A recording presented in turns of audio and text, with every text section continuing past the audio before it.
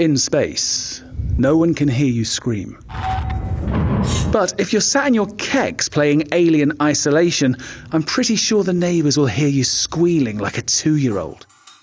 Taking its cues from Ridley Scott's 1979 masterpiece of sci-fi horror, the game casts you as Amanda Ripley. Sounds familiar? That's because she's the daughter of Ellen Ripley.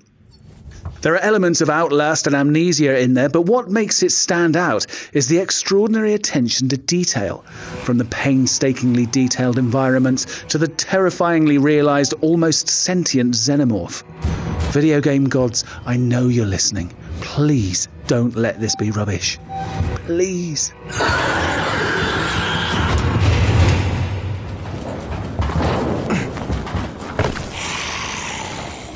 Zombies. Open world. Apocalypse.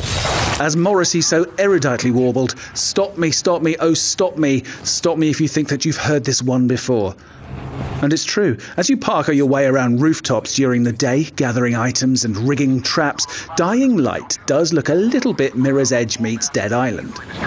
But wait, because things become way more sinister, dangerous and interesting when the sun goes down. That's because during the hours of darkness, the zombies become more vicious. And see that rooftop you're smugly hiding out on? That's now as much use as a nut cutlet at an undead barbecue, since the zombies can now climb. The emphasis is on surviving to see the sun rise one more time.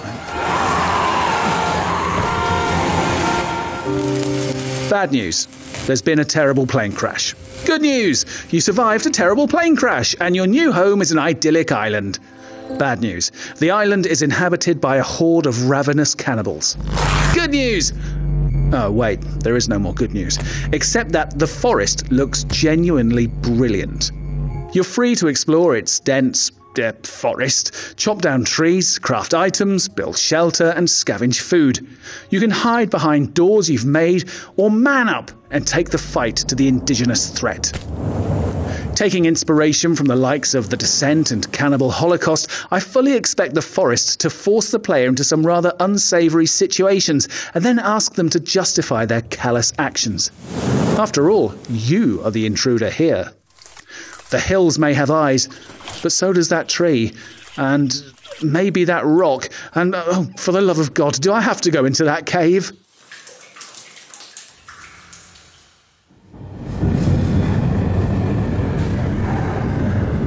In the 1980s, the future looked very much like this.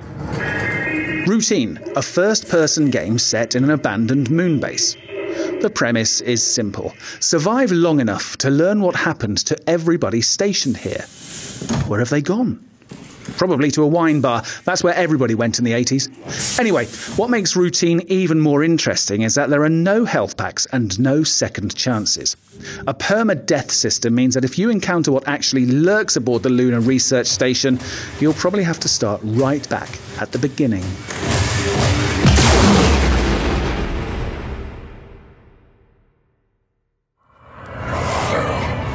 The evil within has a name redolent of a particularly vengeful curry, but actually it represents something very special. It marks the return of Shinji Mikami to a genre he helped to define through his work on the Resident Evil series. We're talking about the man who directed Resident Evil 4 here. It's true that in recent years his work has strayed from the genre, but he's continued to produce stuff that is both memorable and often eccentric. But the evil within definitely feels like a homecoming. So far, the imagery has been disturbing, yet there's also a suggestion of psychological horror intertwining with the more gruesome stuff. Has the master still got it? We hope so, and should it prove a success, you can expect to see the start of a new era in the survival horror genre.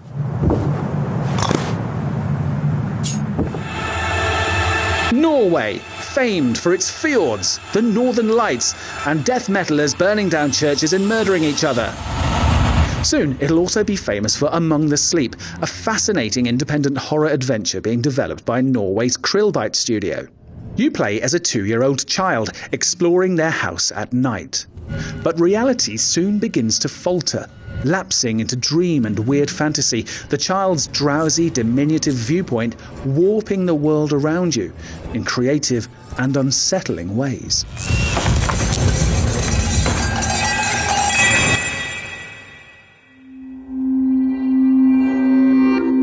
Like quite a few games here, Daylight realises that vulnerability is the key to stoking fear. You're equipped with no weapons or items apart from a mobile phone. It's your only tool and your only source of light. Just pray to your God that it's got a better battery life than the iPhone 5. Set in that well-worn trope of an abandoned hospital, Daylight has procedurally generated levels, meaning that playthroughs are always distinct. It's being pitched as a psychological thriller and sees you wake up in an abandoned hospital without any recollection of who you are or why you're there. A bit like that time after your work's Christmas party. You need to find a way out of this unique labyrinth, and I suspect that might well involve wading through some of its unpleasant mysteries. Rumours of a private healthcare version with much shorter loading times are, however, unfounded. Pale-faced girls with long black hair. Themes of revenge and rebirth. It sounds a bit like the One Direction Twitter feed, but Dreadout is even scarier than that. A class of high school students gets stranded while on a trip, but the town is deserted, and the main character, Linda, must embrace this darkness if her and the rest of her class are to make it out alive. Dreadout looks ready to play with a whole range of Asian horror tropes, but it also reminds us of the classic Fatal Frame series, but with a more modern approach. The analog camera has been ditched in favour of a smartphone. Expect scares, but hopefully a good dose of puzzle solving. And no Harry Styles.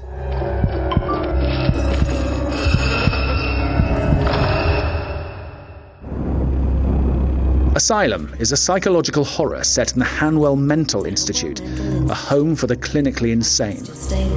Yes, this sounds like familiar territory, but the Kickstarter-funded Asylum site's H.P. Lovecraft is one of its main influences, so expect there to be more slithering away beneath the surface, with the horror coming from the building of atmosphere and more story-based revelations.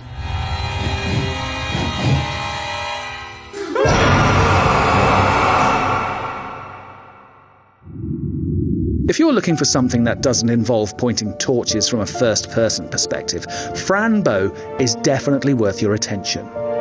It's a weird, disturbing point-and-click adventure which reached its Kickstarter goal last August. You play as Fran, a young girl struggling with a mental illness and an unfair destiny. After witnessing the horrific loss of her parents, she withdraws into the woods with her only friend, a black cat named Mr. Midnight. Finding herself locked away in an asylum from which she must escape, Fran has to self-administer medication to help her solve puzzles and escape the asylum. It's dark, disturbing stuff, but it's all wrapped up in a weirdly beautiful 2D art style.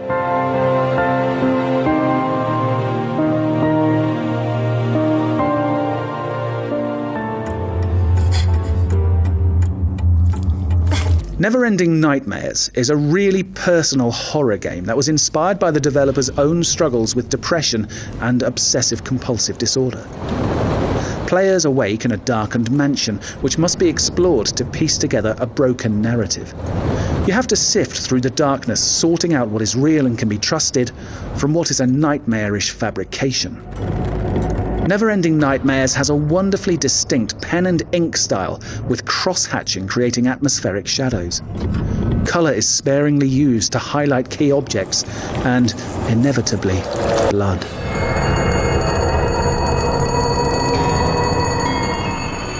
Pioneered by the likes of Lovecraft and M.R. James, weird fiction is a horror subgenre that you don't see explored too frequently outside of the written page.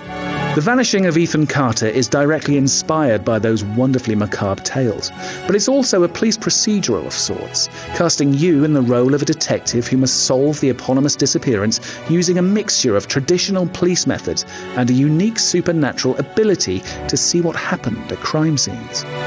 We've only glimpsed the world through screenshots and a couple of GIFs, but it looks beautiful and forbidding.